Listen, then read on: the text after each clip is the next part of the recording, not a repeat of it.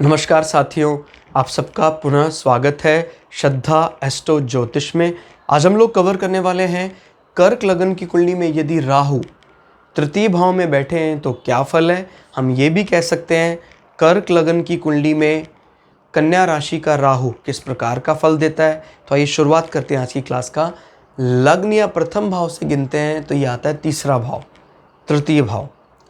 तृतीय भाव बात करता है हमारे जीवन में पराक्रम की, मोटिवेशन की, इनिशिएटिव्स की। कोई भी काम इनिशिएट करते हैं तो किस प्रकार का रिस्पॉन्स रहता है हमारा। धीमे करते हैं, तेज़ी से इनिशिएटिव लेते हैं। और यहाँ फिलहाल कन्या राशि में राहु बैठे हुए हैं। कन्या राशि बड़ी मैच्योर राशि मानी जाती है बुध की, और बुध की इस राशि से राहु का स्नेह है, प्रेम है।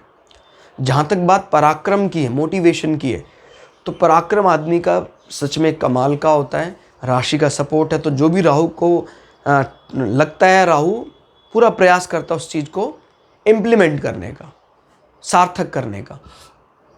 भाई बहन, जो उसके छोटे भाई बहन होते हैं, उसके साथ इंटेलिजेंट रिलेशनशिप होते हैं, क्योंकि बुध की इंटेलिजेंट राशि मानी जाती है। अगर बुध यहाँ बैठा हो तो कहना ही क्या।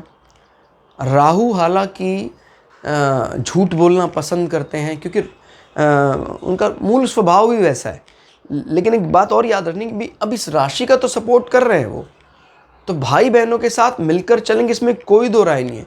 लेकिन फिर भी एक प्रकार का भाई बहनों के साथ भी डिप्लोमेट होना, या आपके भाई बहन आपसे ज़्यादा डिप्लोमेट, फिर भी कभी अलग होने का कोई आपसे छोटा भाई बहन ऐसा कोई भी रूप यहाँ दिखाई नहीं देता है।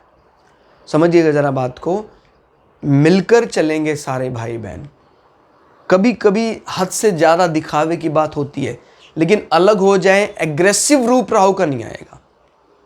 वो ठीक है, राहु डिप्लोमेट है, ये जिसको बोलते हैं झूठ बोलने वाला राहु है। उसको बोलकर आदमी अपने भाई बहनों के बीच में अनावश्यक यश को बढ़ाने का काम करता है, लेकिन क्या वो सेपरेशन का कार्य करेगा? नहीं। इस अंग में भी कोई विशेष बाधा दिखाई नहीं देती है। आहार नाल, सांस की नली, इन हिस्सों में कोई दोष दिखाई नहीं देता है। बुध अगर बहुत कमज़ोर अवस्था में नीच का होकर यहाँ बैठ जाए तो फिर हम कुछ कह सकते हैं कि भैया तृतीय भाव कमज़ोर हो गया है। इस कारण राहु भी इसको पूरी तरह से टॉप अप नहीं कर पा रहा है, बहुत ऊंचाइयों पर नहीं चढ़ा पा रहा है, क्योंकि 70% पावर तो घर के मालिक के पास ही है। राहु की सिटिंग तो इन बिटवीन, जो बीच का फेज है, उसको डिस्टर्ब या उसको पॉजिटिव कर सकता है, लेकिन घर के मालिक का डिस्टर्ब हो जाना बहुत बड़ी नेगेटिव बात होगी। अब राहु की दृष्टियों की बात कर लेते हैं। देखिए, आदमी अच्छा छोटी छोटी यात्राएं करेगा, जो भी इसका कार्य क्षेत्र होगा उसको लेकर अच्छी यात्राएं करेगा। दृष्टि देखिए तो 1 2 3 4 5, राहु 5वीं दृष्टि से आपके पार्टनरशिप हाउस को देख रहे हैं, आपके पति पत्नी के रिलेशनशिप में, और आपके इंटरनल सेक्सुअल ऑर्गन को देख रहे हैं। शनि की मकर राशि एग्रेसिव राशि है, तो आपके पार्टनर को ये और ज़्यादा एग्रेसिव करते हैं। कर्क लगन का जो भी पार्टनर होता है उसके मुकाबले ज़्यादा एग्रेसिव माना जाता है।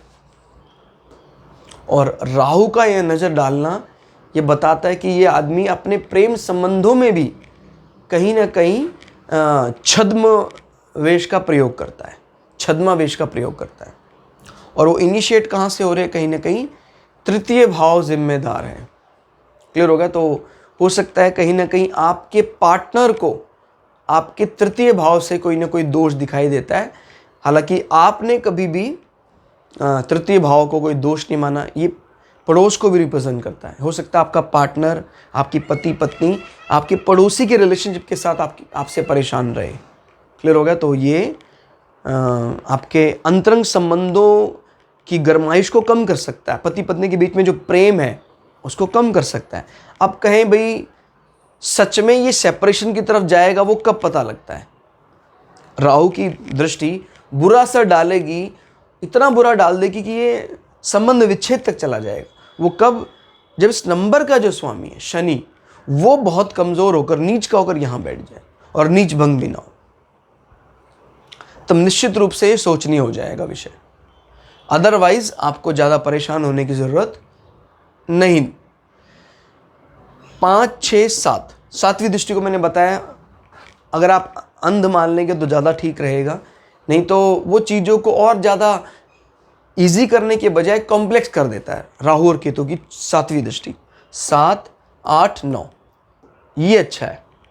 वहाँ बैठकर राहु कहीं ना कहीं आपके gadgets, electronics industry, communication industry से आपको अच्छे आय के साधन देंगे, क्योंकि ये उच्च की राशि है राहु की। क्लियर हो गया। और राहु इस राशि को पसंद करते हैं, तो आपके बड़े भाई बहन, आपके मित्रों के साथ भी ये एक ब्रिजिंग का काम कर रहा है राहु। क्लियर हो गया। यानी छोटे भाई बहन भी आपके साथ रहेंगे, बड़े भाई बहन भी आपके साथ मिलकर चलेंगे। और राहु पर उनका प्रभाव का मतलब है कि वो खुद भी कहीं ना कहीं इलेक्ट्रॉनिक्स इंडस्ट्री, सॉफ्टवेयर बनाने वाले, इस प्रकार की इंडस्ट्री से ताल्लुक़ रखते होंगे। स्पेशली क्योंकि सिटिंग कहाँ पर है, छोटे भाई बहनों क्या उसमें, और नज़र कहाँ डाल रहा है, बड़े भाई क्या, बड़ी भाई बहन क्या है इसमें। और ये भी काफ़ी ज़्यादा 2 नंबर है हमारे आय के साधनों में शुक्र दिखाई देते हैं। और शुक्र भी कहीं ना कहीं कला, और आजकल की भाषा में कलाओं का संग्रह, आपको पता है, कंप्यूटर इंडस्ट्री, इस प्रकार की चीज़ों में दिखाई देता है। क्लियर। तो कुल मिला के तीसरे भाव में राहु का फल कर्क लग्न में अच्छा देखने में आता है। क्लास आपको कैसी लगी कमेंट करके ज़रूर बताइएगा। मिलते हैं अगली क्लास में, तब तक के लिए जय श्री भगु पराशरा, जय श्री शुक्राचार्य, नमस्कार।